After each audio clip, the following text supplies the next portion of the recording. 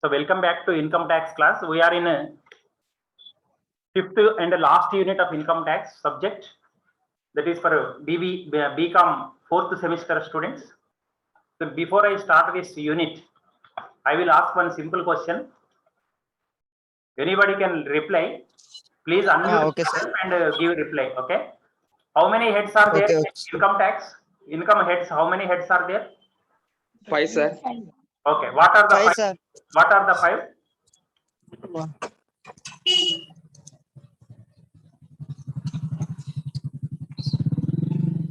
What are the five heads of income?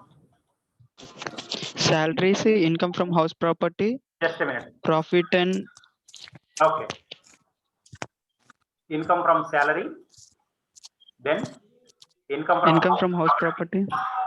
House property. Then salary from gain.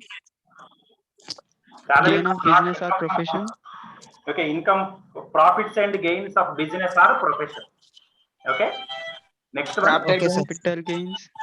Income from capital gains. Income from other sources. Income from other sources. Other sources. Yes, sir. These are the five heads of income. Okay. Okay, sir. Veera Babu, mute yourself. Okay. Right.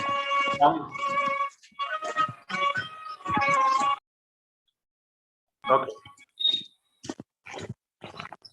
Veera Babu, mute yourself. Okay, right. Now you see income from capital gains or capital gains simply.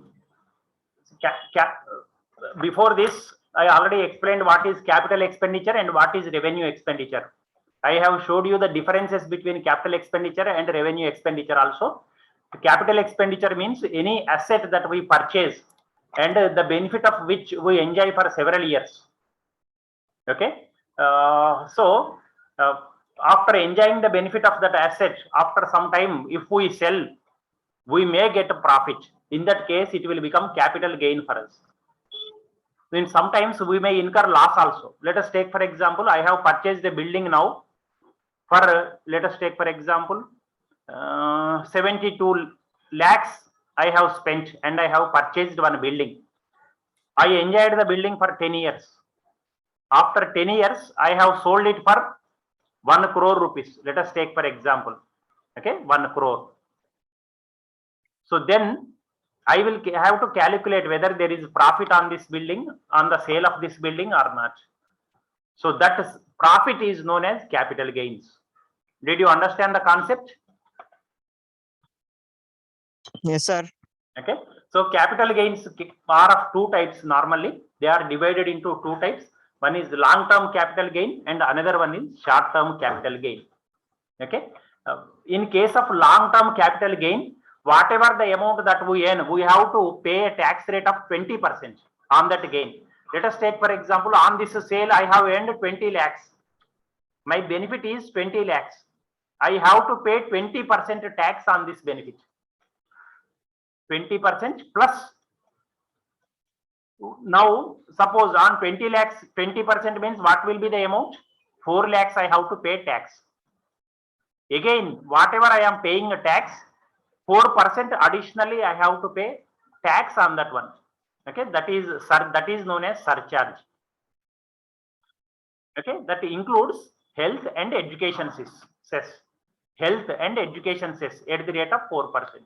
So on 4 lakhs plus I have to pay 4% on that 20 lakhs. Total I have to pay the amount to the income tax department. Whereas in case of short-term capital gain, whatever amount that I earn, that will be, the income will be clubbed with other incomes.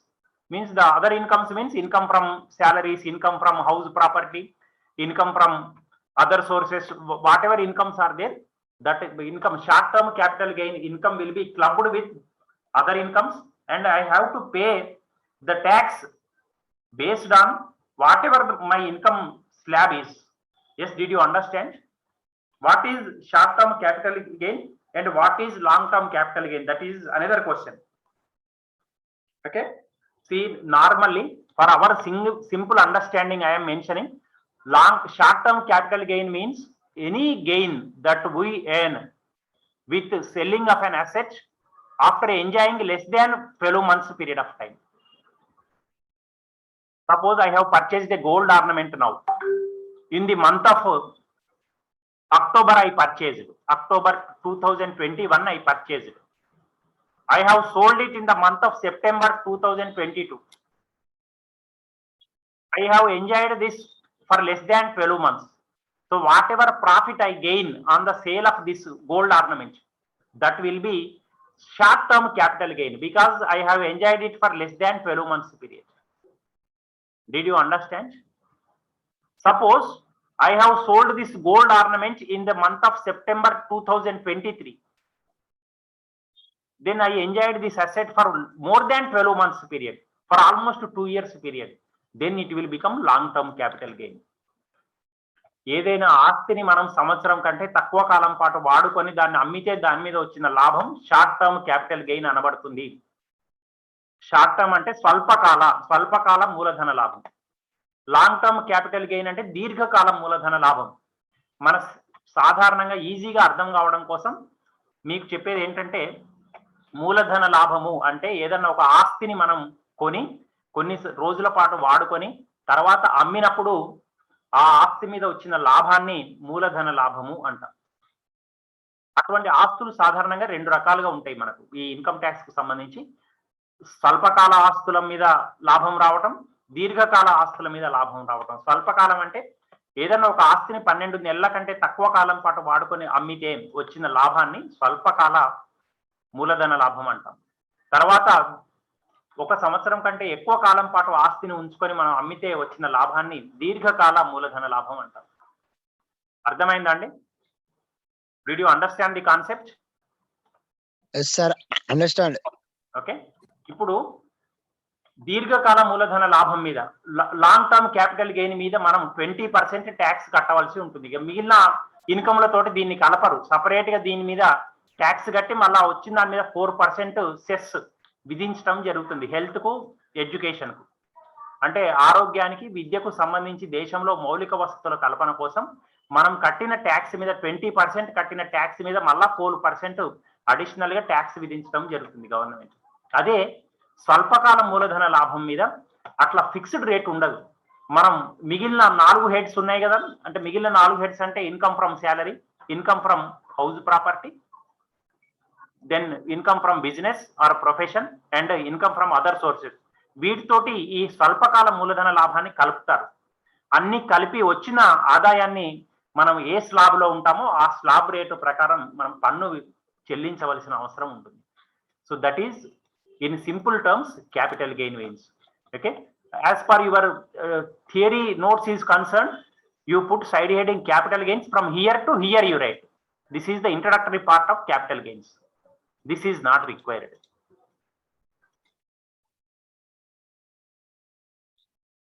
Okay, now coming to this is also not required. This is also not required. Okay, from here again you continue. Following are the essential conditions to be satisfied by an assessee to charge an income as capital gain. ఈ conditions ను satisfy చేయాలండి. మూలధన లాభము అనబడాలి అంటే ఎస్ఎస్సికి మూలధన ఆస్తి ఉండాలి. First నాకు మూలధన లాభం రావాలి అంటే నాకు ఒక బిల్డింగో లేకపోతే బంగారు ఆభరణమో లేకపోతే షేర్సో డిబెంచర్స్ ఏమైనా ఉంటేనే నేను దాన్ని అమ్మగలను. కాబట్టి అవి నా పేరు మీద ఉండాలి, తర్వాత నేను అమ్మగలిగి ఉండాలి. అమ్మినప్పుడు లాభం వస్తేనే మనం దీని మీద చూపించాలి. ఓకే, అలానే ప్రీవియస్ ఇయర్ లోనే ఈ పని జరిగి ఉండాలి, అంటే నేను అమ్మి ఉండాలి ఆస్తిని. ఇప్పుడు నేను 2020-21కి సంబంధించిన లెక్కలు మనం చేస్తున్నాం. ఇది ఎప్పుడో అమ్మింది 2019-20 అయింది అనుకోండి, ఆ సంవత్సరానికి సంబంధించింది మనకు ఈ సంవత్సరంలో చూపించరాదు. కాబట్టి ఈ సంవత్సరానికి సంబంధించిన ప్రీవియస్ అసెస్మెంట్ ఇయర్ కు సంబంధించిన ప్రీవియస్ ఇయర్ లోనే ఈ అమ్మకం అనేది జరిగి ఉండాలి. అలానే లాభం కానీ నష్టం కానీ వచ్చి ఉండాలి. సేమ్ ఎగ్జాక్ట్లీ 20 లక్షలకు అమ్మాను, ఆ 20 లక్షలే విలువ ఉన్నది అనుకోండి, నాకు లాభం రాలేదు, నష్టం రాలేదు దాని మీద, అటువంటిప్పుడు చూపించి లాభం లేదు. కాబట్టి క్యాపిటల్ గెయిన్ కింద నేను చూపించాలి అంటే ఆ ఆస్తి అమ్మకం మీద నాకు లాభం కానీ నష్టం కానీ వచ్చి ఉండాలి. ఓకే, సో ఈ సేమ్ అవే 3 కండిషన్స్ ఇక్కడ పేర్కొనబడినవి. So this page you need not write simply, this page is repeated in the next page also. So కాబట్టి ఈ 3 పాయింట్స్ నోట్ చేసుకోండి. క్యాపిటల్ గెయిన్ అనబడాలి అంటే ఈ 3 కండిషన్స్ ఉండాలి. Assessee should be holding a capital asset in the relevant previous year, he should have sold it and there should have been any profit are loss on transferring of the capital asset. These are the 3 conditions. అర్థమైందా అండి? ఈ 3 conditions satisfy Yes, చేస్తే sir. Capital gain అని మనం అనబట్టడం అనేది జరుగుతుంది. Okay, now coming to okay, అలానే ఇంకొక కండిషన్ ఉందండి. మనకు వచ్చిన లాభం మీద కొన్ని తగ్గింపులు ఉన్నాయండి సెక్షన్ 54 కింద. ఆ సెక్షన్ 54 కింద ఎగ్జెంప్టెడ్ అయ్యి ఉండకూడదు అటువంటి ఇన్కమ్. ఆ సెక్షన్ 54 కింద ఏంటి తగ్గింపులు అనేవి నేను సబ్సిక్వెంట్ క్లాసులలో చెప్తానండి. Such a capital gain should not have been exempted as income under section 54. అంటే ఇప్పుడు చూడండి, ఇన్కమ్ ట్యాక్స్ డిపార్ట్మెంట్ వాళ్ళు కొన్ని రాయితీలు ఇస్తున్నారండి. అందులో ముఖ్యమైనది క్యాపిటల్ గెయిన్ కు సంబంధించి సెక్షన్ 54 ప్రకారం కొన్ని తగ్గింపులు ఉంటాయి. అంటే ఉదాహరణకు నాకు 2 స్థలాలు ఉన్నాయండి. ఇక్కడ ఒక స్థలం ఖమ్మంలో ఉంది, ఇక్కడ ఒక స్థలం హైదరాబాద్ లో ఉంది. Let us take for example, I have 2 places, 2 plots, one at Khammam and another one at Hyderabad. If I sell a plot in Khammam, I earned 60 lakh rupees. But what I am doing, immediately the 60 lakh rupees, I am investing it in constructing a house in Hyderabad. Immediately means within 2 years period, I am using this 60 lakh rupees for the construction of a house in Hyderabad. Then I need not pay tax on this capital gain. నాకు ఖమ్మంలో ఒక స్థలం ఉంది, హైదరాబాద్ లో ఒక స్థలం ఉంది. ఖమ్మంలో స్థలం అమ్మితే నాకు 60 లక్షల లాభం వచ్చిందండి. ఈ ఆదాయాన్ని నేను వెంటనే ఒక 2 సంవత్సరాల కాలం లోపల హైదరాబాద్ లో ఇల్లు కట్టడానికి వినియోగించుకున్నాను అనుకోండి, నేను ఇక్కడ క్యాపిటల్ గెయిన్ అయినప్పటికీ 60 లక్షలు నాకు లాభం వచ్చినప్పటికీ నేను పన్ను కట్టవలసిన అవసరం లేదు. Yes, did you understand? Such exemptions are there as per section 54. అలాంటి కొన్ని మినహాయింపులు ఇన్కమ్ ట్యాక్స్ డిపార్ట్మెంట్ వాళ్ళు ఇస్తున్నారు సెక్షన్ 54 ప్రకారం. Okay, then coming to so capital assets, this is the division of capital assets as per Income Tax Act. Non-financial assets, financial. The tangible asset. Tangible means, what is the meaning of tangibility?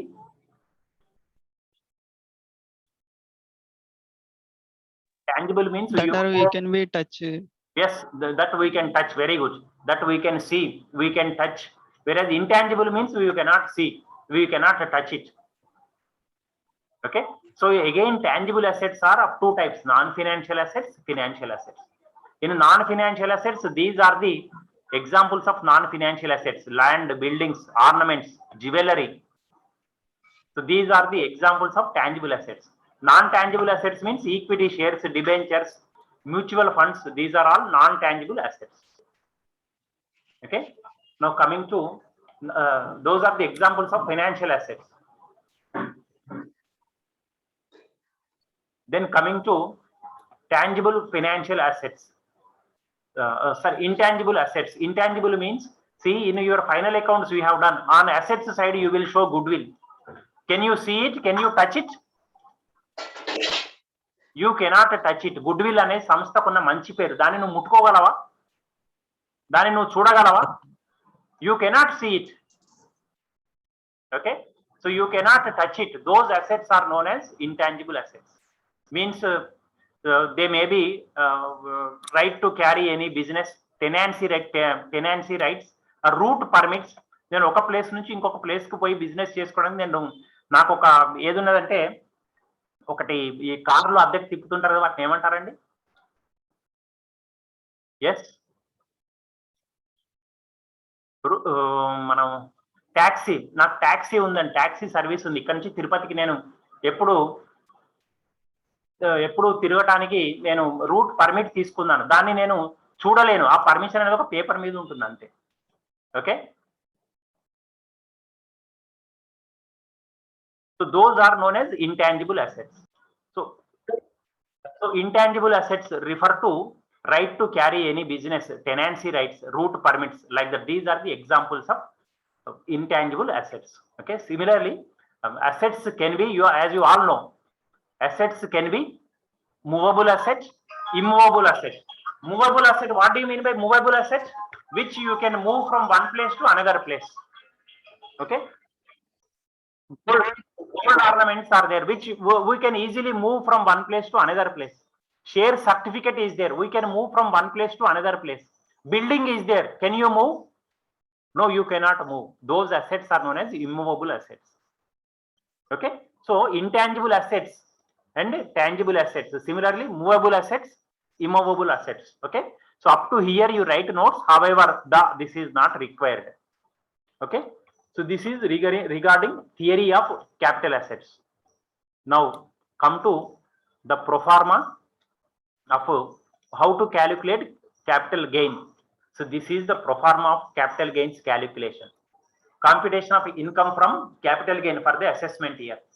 Means here you have to write the name of the person from whom you have gathered the data, and you have to collect the exact capital gain. For the assessment year, you have to write the assessment year. This is the process. This is the way in which you are going to conduct. You are going to calculate capital gain. This pro forma you note down neatly. Okay, this entire chapter depends on this pro forma. You have to understand the pro forma properly. See, consideration means this is sale value. Means I have enjoyed the building for 20 years, I told in the example, or 10 years or 20 years, I sold it for 60 lakhs. So this consideration means sale value. Transfer expenses. See, while selling, I may have incurred some brokerage expenses, some traveling expenses, some stamp duty expenses, or some legal expenses. I do not know. So those expenses I have to deduct. Means let us take for example, I have sold the asset for 60 lakhs, and on this 50,000 I have spent brokerage expenses. Those expenses I can deduct. So it will be equal to 59 lakh 50,000. Okay. Then next, indexed cost of acquisition. What is this indexed cost of acquisition? When a problem comes, I will explain. From that amount has to be deducted from this amount. Then next, this step will come. Again, sometimes you will have cost of indexed cost of improvement also. That also you have to calculate. Ultimately here capital gain will come. So any exemptions under section 54, if at all they are given in the problem, means you are going to allow, and ultimately you are going to find out the capital gain. Capital gain pro forma andi paina heading lo everdi calculate chestamo rastamu, A assessment year రాస్తాము, ఎంతకు అమ్మామో రాస్తాం, అందులో బదిలీ ఖర్చులు ఏమన్నా ఉంటే రాస్తాం, తీసివేస్తాం దీని నుంచి. తర్వాత నికర ప్రతిఫలం వస్తుంది, దాంట్లో నుంచి మనం ఎంత కొన్నామో దాన్ని ఇండెక్స్ చేసి లెక్క కడతాం. ఇండెక్స్ చేయటం అంటే ఏంటో ప్రాబ్లం చేస్తే మీకు అర్థమవుతుంది. తర్వాత కొన్ని సందర్భాల్లో ఆస్తి కొన్నాక కొన్ని సంవత్సరాల తర్వాత దాన్ని ఇంప్రూవ్మెంట్ కూడా చేసుకుంటాం. సో అది ఇంప్రూవ్మెంట్ చేస్తే దాని విలువ ఎంతనో దానికి కూడా ఇండెక్స్ కట్టి సూచి చేసిన అభివృద్ధి వ్యయము అంటాం తెలుగులో. సూచి చేసిన కొనుగోలు వ్యయము అంటాం. సో ఈ రెండు కూడా తీసేస్తాం. చివరిలో మనకు క్యాపిటల్ గెయిన్ వస్తుంది, మూలధన లాభం వస్తుంది. దీని నుంచి వచ్చిన లాభం నుంచి సెక్షన్ 54 కింద కొన్ని మినహాయింపులు ఉంటాయి, వాటిని తీసేస్తే మనకు మూలధన లాభం అనేది కనుక్కోవడానికి అవకాశం ఉన్నది. So this is the process. we will do one problem. So these are the two problems. So you note down the second problem. First problem you can do, already it is explained in the classroom. Second problem I will do now. Okay, second problem I am going to do. First of all, you note down this problem.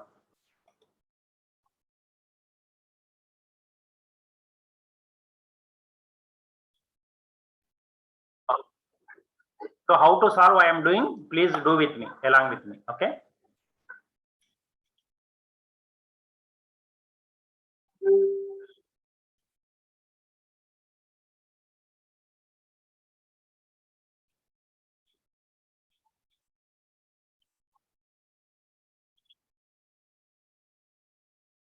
So heading, computation of,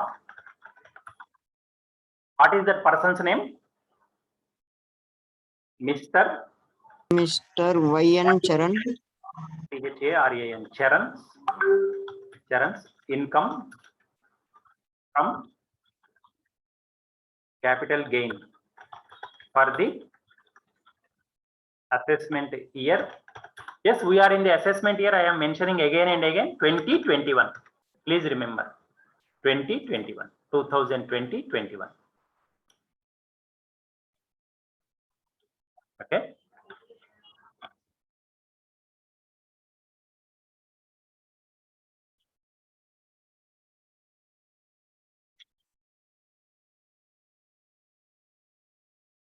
Particulars. Please do the problem along with me. Okay, don't sit idly. Come with pen, notes, everything, and you have to do problem along with me.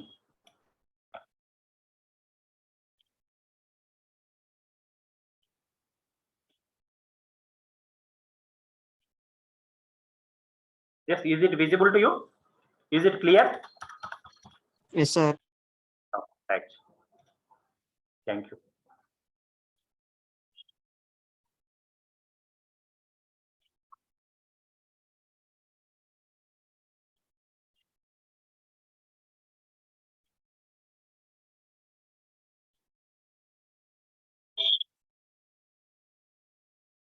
Okay, so here you have to mention rupees. This is inner column, rupees.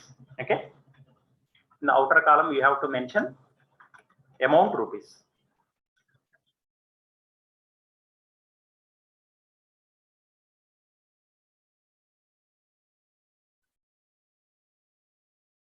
Okay,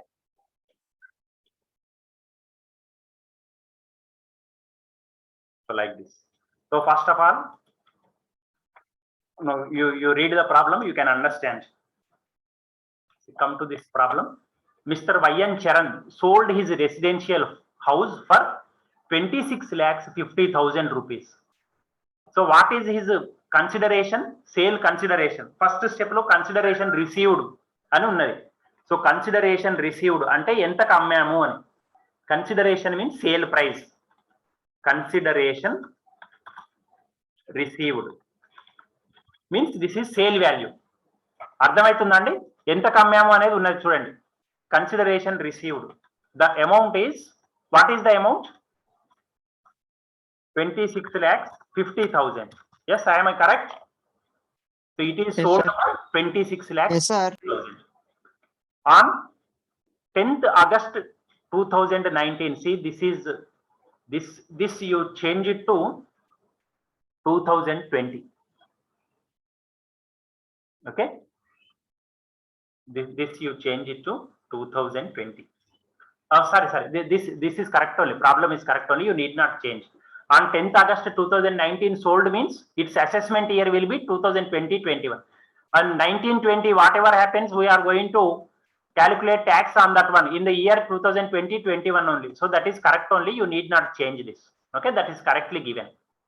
Okay, now you see next one. Cost inflation index is 289, which he purchased on 5/11/88 for 1,02,000 rupees. But another amount is also given. Fair market value on 1/4/2001 is 8 lakh rupees. If selling expenses are 2%, selling expenses అంటే మీకు దీంట్లోంచి transfer expenses తీయమని చెప్పాను. Second step is you deduct transfer expenses. Selling expenses అన్న transfer expenses అన్న these are all same. Okay, so you mention it as transfer expenses. Now you see what is the percentage that is given. Selling expenses are 2%. ఇది అమ్మడానికి 2% ఖర్చులు అయినాయి అతనికి. So on 26,50,000 you calculate 2% and tell me jaldi. Working notes. Working notes number 1, transfer expenses is equal to 26,50,000 into 2%. Yes, what is the value, you tell me? It will be equal to 53,000. You calculate and tell me. You cross check. Is it correct? Correct, sir. Okay, right. Yes, sir. Okay, thank you. So it will be equal to 53,000. అంటే అమ్మడానికి అతనికి అంత ఖర్చు అయిందండి, గుర్తుపెట్టుకోండి. 26,50,000 అమ్మాడు. అమ్మడానికి ఇతనికి ఇంత ఖర్చు అయింది, transfer expenses. Okay, so this you deduct and you deduct and tell me the amount. What is the amount? From 26,50,000 you deduct this amount and you tell me the amount. The amount is, according to my calculation, it is equal to 25,97,000. Is it correct? Correct, sir. Okay, you cross check and you, if at all anything wrong is there, you inform me. Okay, next one. Now, so this is what I mentioned, net consideration. నికర ప్రతిఫలం తెలుగులో చెప్పాలి అంటే net consideration. Okay, so next step is you have to deduct another amount also, that is indexed cost of acquisition.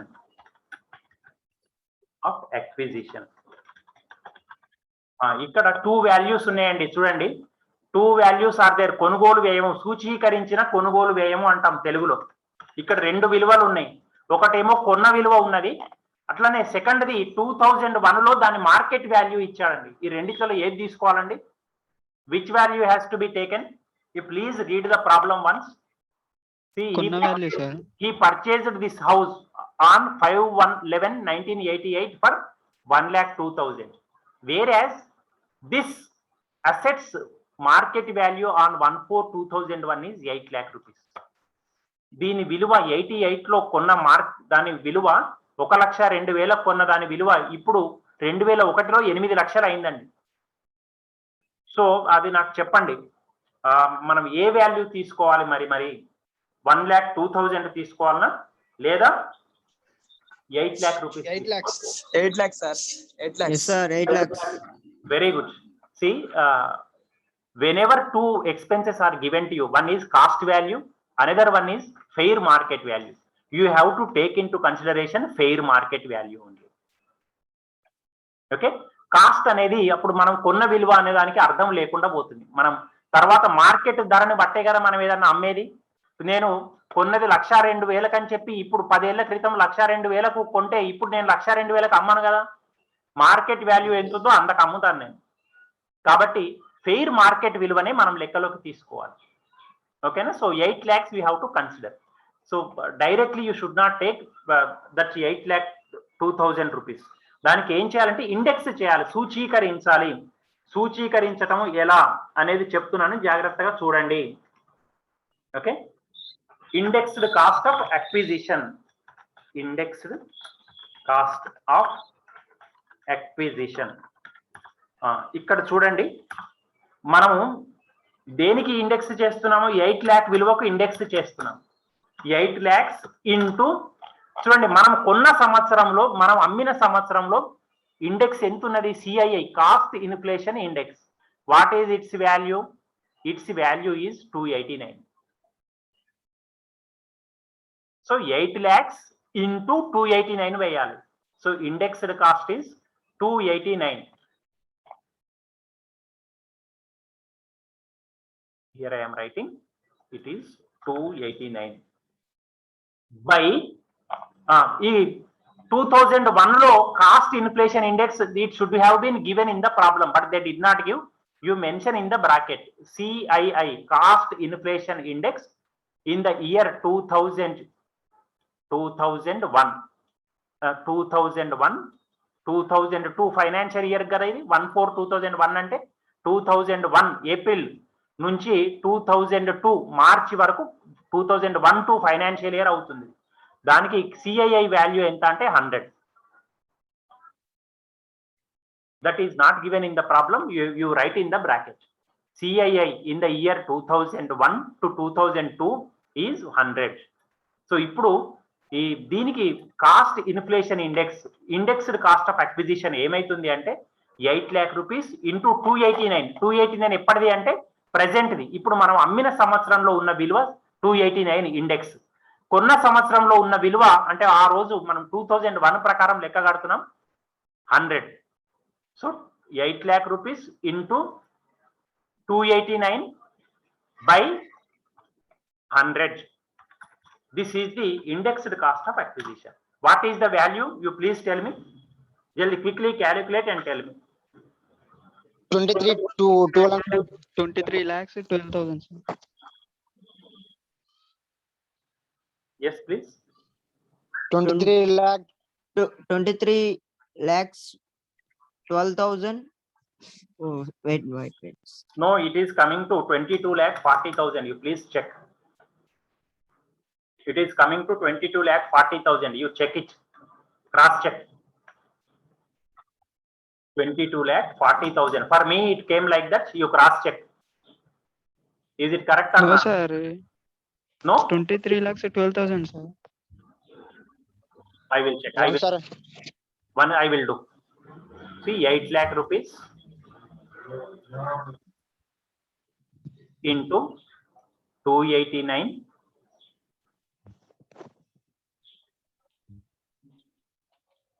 See, what is the index given here? It is 289, no? Yes, 100. 289 by 100. So what is the value, you tell me? You tell me, I will not do because we are running out of time. What is the value? 223 lakhs. 12,000.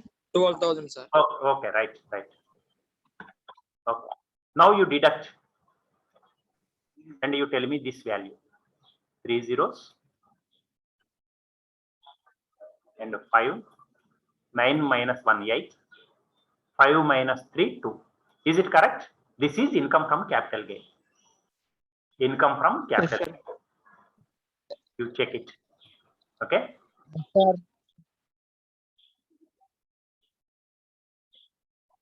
So this is how we have to calculate income from capital gain. మనకు కొన్న ధర market ధర రెండు ఇచ్చినప్పుడు market ధర లెక్కలోకి తీసుకొని చేయాలి. ఆ సంవత్సరం ఎంత సిఐఐ ఉంటే ఆ విలువను లెక్కలోకి తీసుకొని చేయాలి. So this is how we are going to do. Yes, did you understand? Yes, sir.